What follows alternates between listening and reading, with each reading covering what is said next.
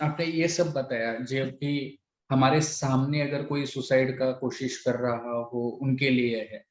लेकिन अगर मैं हूँ, मुझे लगता है कि अरे मेरी प्रैक्टिस नहीं चल रही है, इतना टाइम वेस्ट किया, इतना ज़िंदगी बर्बाद किया और लोग मुझे ऐसे बोल रहे हैं, वैसे बोल रहे हैं, सक्सेस नहीं हो रहे हैं और मुझे लग रहा है कहीं से ये सब फैक्टर एक साथ आ रहे हैं, मुझे लग रहा है कि सुसाइड करना चाहिए। मेरे मन में सुसाइड के थॉट आ रहे हैं, तो मुझे क्या करना चाहिए? हाँ, बहुत ही ये अच्छा सवाल है। आ, आपको ऐसा इंसान ढूंढना पड़ेगा सबसे पहले जो आपका वेल विशर है। यहाँ पे मैं ये वर्ड नहीं यूज कर रहा हूँ कि जो आपका क्लोज है। ऐसा जरूरी नहीं है कि आपके सबसे क्लोज रिश्तेदार ये सब कर सके जो मैंने अभी बोला, क्योंकि बहुत बार ऐसा होता है कि एकदम करीबी रिश्तेदार, माँ बाप भी ये सारी गलतियां कर देते हैं सुसाइड के थॉट्स आने वाले लोगों में, और सुसाइड हो जाती है। तो आपको ये पहले सोचना है कि ये मैं किससे साथ बात करूं जो मुझे पूरी तरह से सुन लेगा। वो रिश्तेदार होना जरूरी नहीं है, वो एक दोस्त भी हो सकता है। वो माँ बाप होना जरूरी नहीं है, वो कोई चाची भी हो सकती है, या फिर वो कोई कजिन भी हो सकता है। वो एक कलीग भी हो सकता है, वो बॉस भी हो सकता है, वो आपका कंपनी का काउंसलर भी हो सकता है। तो आपको ये सोचना है कि ये सब मैं किससे बात करूं तो मुझे अच्छी सलाह मिलेगी। अभी आपको तो पता ही होगा कि आपके आजू बाजू में कौन लोग हैं, कैसे लोग हैं, उनमें से कौन आपके सबसे करीब है, कौन आपका वेल विशर है, कौन आपको कभी बुरी सलाह नहीं देगा। ये हम में से हर एक को पता होता है कि ये इंसान मुझे कभी बुरी सलाह नहीं देगा, या फिर ये मेरा कभी बुरा नहीं चाहेगा। तो पहले आप हमें उस व्यक्ति से बात करके देखनी चाहिए कि क्या होता है, वो क्या सलाह हमें देता है।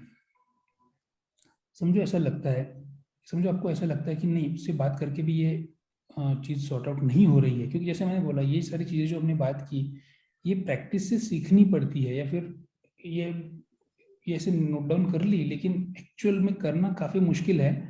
क्योंकि हमारे पास जो पेशेंट आते हैं तो हम वो पेशेंट्स को पहचानते नहीं होते हैं, हमारे लिए वो स्ट्रेंजर लोग होते हैं, अजनबी लोग होते हैं। तो उनके साथ हम ये आराम से कर सकते हैं, लेकिन एक माँ अपने बेटे के साथ ये सब उसके लिए करना काफ़ी मुश्किल है, क्योंकि उसका बेटा उसको बोल रहा है कि मुझे सुसाइड्स के थॉट्स आ रहे हैं। तो ये काफ़ी मुश्किल चीज़ है। तो अगर आपको ऐसा लगता है कि इतना सब करने के बाद भी मुझे जो चीज़ चाहिए, सपोर्ट चाहिए, वो नहीं मिल रहा है, या फिर आप ऐसे कोई व्यक्ति को ढूंढ, अब समझो आप ट्रांसफ़र आपकी हुई है और आप गए हो बंगाल, जहाँ पे आजू बाजू में कोई भी आपको भाषा नहीं आती, आप कहीं से भी सपोर्ट नहीं ले सकते। तो उस इसमें बिना सोचे समझे आपने प्रोफेशनल हेल्प लेनी चाहिए।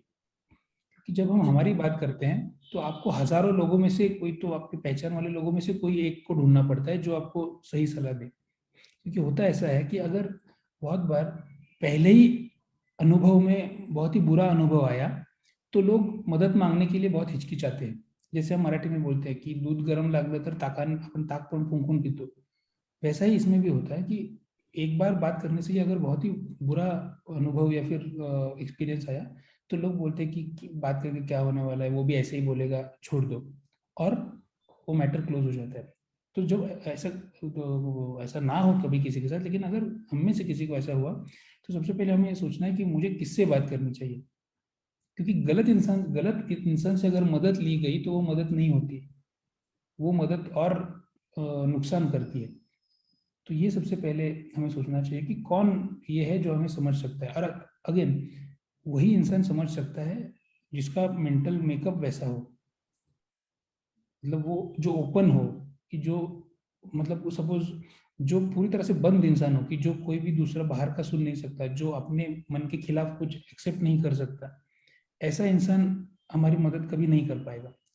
इस ऐसी चीज़ों में मदद वही कर सकता है जो खुद ओपन हो, मतलब ओपन मतलब जो खुद सोच सकता हो, जो अलग अलग ओपिनियंस को का रिस्पेक्ट कर सकता हो। क्योंकि समझो अभी मेरा स्ट्रेस बढ़ गया है शादी के प्रॉब्लम्स की वजह से, और मैं किसी ऐसे इंसान के पास जाता हूँ जो बहुत ही कंजर्वेटिव है या फिर बहुत ही पुराने ख्यालात का है, और वो जाके उसने मुझे लेक्चर देना चालू किया कि तुम लोग ऐसे हो, तुम्हारी जनरेशन ऐसी है, हमारी जनरेशन में देखो 70-70 साल शादी होती है। तो पॉइंट ही नहीं है। इसका मतलब ये नहीं है कि बूढ़े लोग क्लोज होते हैं। बहुत ही मैं बहुत बार ऐसे भी देखता हूँ जो 70-80 साल के होते हैं, बहुत ही ओपन होते हैं, मस्त होते हैं, एकदम फ्री माइंडेड सोचने वाले होते हैं, तो हमें ऐसे लोग चाहिए जो बायस नहीं हो, जो ऐसे अपने पोजीशन में खड़े नहीं होते, कुछ भी हो जाए मैं मेरा ओपिनियन नहीं बदलूंगा, तुझे जो करना है कर। ऐसे लोग आपकी मदद नहीं कर पाएंगे। लेकिन जो लोग फ्री है, जो लोग एक्सेप्टिंग है, जो चेंज मतलब अलग अलग चीजें जो लोग आराम से एक्सेप्ट कर सकते हैं, ऐसे लोग हमारी मदद ज्यादा कर अच्छी तरह से कर सकते हैं कंपेयर टू वो लोग जो बहुत ही रिजिड है, जो अपने अपने जिंदगी जीने के तरीके में एकदम से सट है, जिन्हें बदलाव बिल्कुल पसंद नहीं है। ऐसे लोग ऐसे सिचुएशंस में मदद करना थोड़ा सा मुश्किल है, क्योंकि उन्हें उनका दिमाग का सोच के कुछ दूसरा सोचना पड़ता है, उनके लिए वो मुश्किल हो जाता है। तो हमें ऐसे इंसान सोचने पड़ते हैं जो फ्री एक्सेप्टिंग है पहले।